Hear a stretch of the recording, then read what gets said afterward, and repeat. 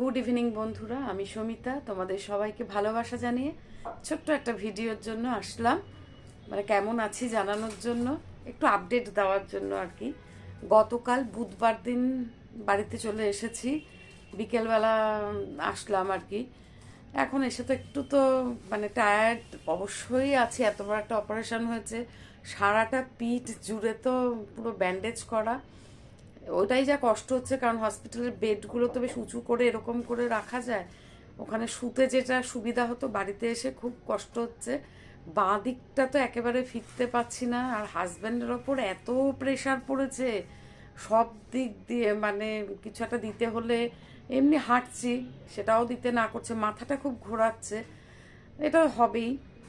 আর তোমাদের যেটা বলা সেটা হচ্ছে আবার শনিবার দিন ডক্টর যেতে বলেছেন। শনিবার দিন যেতে বলেছেন এই কারণে, যদি ড্রেনেজ পাইপটা উনি খুলে দিতে পারেন সেটা আমার সবচেয়ে বেশি উপকার হয়। কেন বলো তো, মানে শুতে গেলে পরে না স্পাইনাল কর্ডের পাশ দিয়ে ওই পাইপটাকে নামিয়ে দিয়েছে, তো ভীষণ কষ্ট হচ্ছে। আর ওখানে তো ওই রাবারের এগুলো থাকে, আর এখানে গদির ওপর শুতে পাচ্ছি না। আমি কি করেছি, মোটা দুটো কম্বল এরকম তার উপর পেতে নিচ্ছি, নিয়ে এদিকে একটা পাশ বালিশ করে ওরকম করে শুচ্ছি। আবার যখন এই কাত হব, যদিও রাতের বেলার করে ঘুমের ওষুধ এই কটা দিন দিতে বলেছেন, তখন মানে কর্তাকে বলছি একটু ওঠো, কি কষ্ট বলো ওরও, বেচারার একই পরিশ্রম হচ্ছে, তারপর ওর পায়ে একটা ভীষণভাবে টান লেগেছে, মানে সব জর্জরিত আর কি আমরা। তাই তোমাদের আপডেট দেওয়ার জন্য একটুখানি আসলাম, ভালো লাগছে না। হাঁটাচলা করছি এ ঘর ও ঘর, বাড়িতে তো একটা বিরাট শান্তি হসপিটালে থাকার থেকে। তো শনিবার যাই, দেখি ডক্টর দেখে কি বলেন। আর সেলাই কাটবে সেই 1 তারিখ।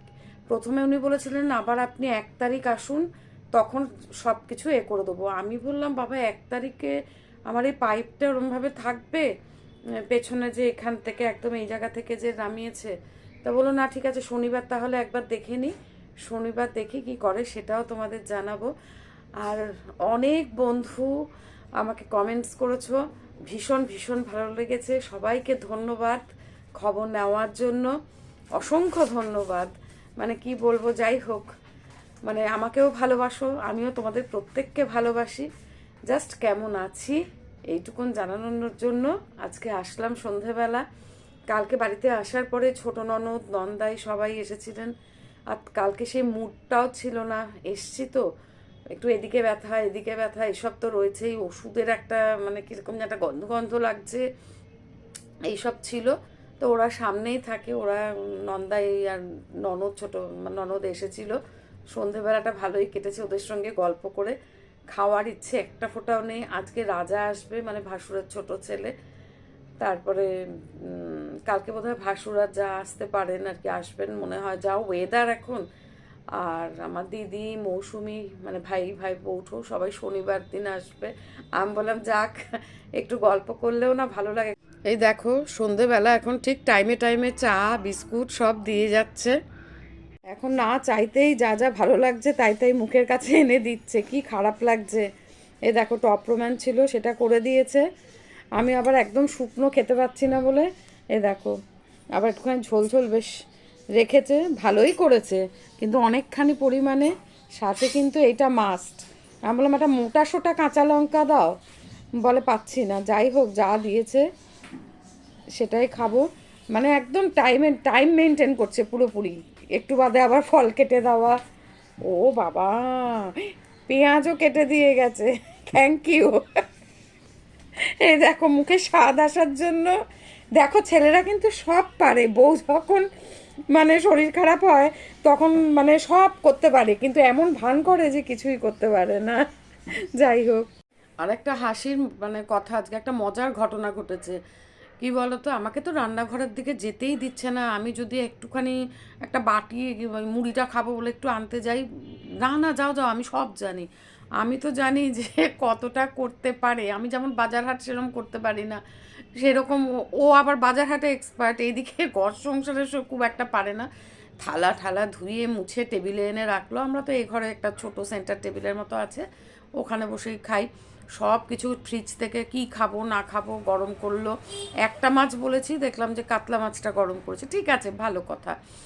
তারপরে বললো কি আমি একটু উচ্ছে আলু ভাতে দেবো তোমার খেতে, বললাম হ্যাঁ, আমি আর কিচ্ছু খাবো না, ঘি দিয়ে উচ্ছে আলু ভাতে খাবো। তা আমি বললাম তোমার প্রেশার কুকার ইউজ করতে হবে না, কিচ্ছু করতে হবে না, মাইক্রো ওভেনে পুরো ছোটো ছোটো করে কেটে দিই আমি।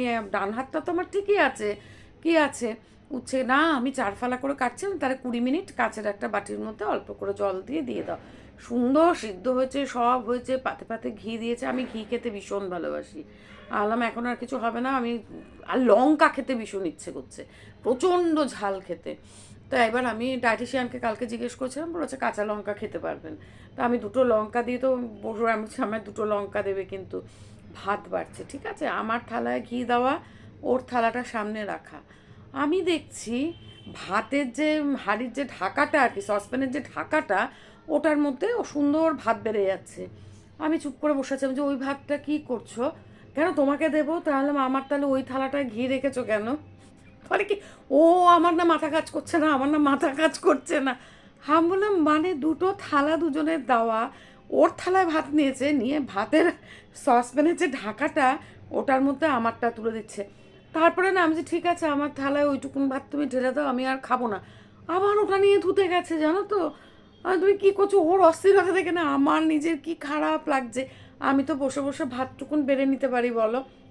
আচ্ছা আমি এখানে বসছি, তুমি টেবিলটা এগিয়ে দাও, আমি সুন্দর এরকম করে করে, না না তোমার আমি কিচ্ছু করতে দেবো না এখন এ কটা দিন। আর নিজে হাসছি, আমি বলছি দাঁড়াও, রাতের বেলা মিমিকা শ্রীপর্ণা সবাইকে বলতে হবে যে বাবা এত কাজ করছে যে মাথা ঠিক করতে পারছে না। এবার বিস্কুট এনেছে আজকে কত ধরনের, আমি বলেছি একটু বিস্কুট এনে রেখো, এখন সবাই আসবে টাসবেও।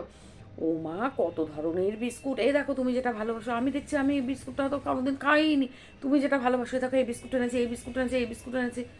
বললাম আচ্ছা ঠিক আছে রেখে দাও, দেখা যাবে, খাবো সব খাবো, তুমি রেখে দাও, তুমি আস্তে আস্তে সব কিছু আস্তে আস্তে করো, তুমি যাতে ব্যথা ট্যাথা না পাও।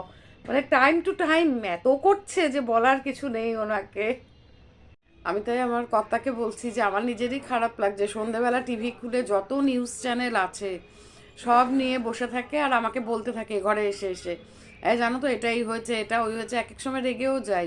আর আমার এখন আমার জন্য তোমাকে কত কাজ করতে হচ্ছে, আর আমি পুরো মানে বসে রয়েছি হাত পা গুটিয়ে। বলে পরে বলছে না না এত তো তুমিও করো, সেটা তো ঠিকই, এখন শরীর খারাপ হলে কি আর করা যাবে। আর আমার এখন প্রিয় খাদ্য কি জানো তো, হাসতে হাসতে পেট ব্যথা হয়ে যাচ্ছে, মুড়ি। সবাই জিজ্ঞেস করছে কি ভালো লাগে খেতে, কেন জানো তো এই ওষুধের সাইড এফেক্টে এত পেটের মধ্যে গোলাচ্ছে, কীরকম হচ্ছে। তা আমার হাজব্যান্ড বললো না ওষুধের জন্যই হচ্ছে, ওটা কয়েকদিন থাকবে আবার তোমার ঠিক হয়ে যাবে। এত কড়া কড়া ওষুধ, তারপর ইঞ্জেকশানগুলো কালকে আসার আগ পর্যন্ত চলেছে জানো তো। তাই এখন যখনই পেটের মধ্যে কীরকম একটা ঘুরপাক হচ্ছে, কিরকম গোলাচ্ছে, তখনই 2-3টে করে মুড়ি মুখে দিচ্ছি। আর মা বলে যাচ্ছে নদীর থেকে এটা কর ওটা কর, জোর করে খা। আজকে একটু ফল দিয়েছে, বাবা মনে হচ্ছে যেন কি আমি মানে খাচ্ছি ভগবান জানে। খেতে তো হবেই, ডিম তো মোটে সহ্য করতে পারছি না, এত ডিম ভালোবাসি। হসপিটালেও ডিম খেতে ইচ্ছে করছিল না, এখানেও না। যাই হোক আর বেশি কথা বলছি না, আজকে জাস্ট এইটুকুন আপডেট দিলাম, অনেকটা ঠিক আছি। শনিবার যাই, কি বলেন ডাক্তার সেটাও বলবো। ঠিক আছে, সবাই ভালো থেকো, সুস্থ থেকো, টাটা।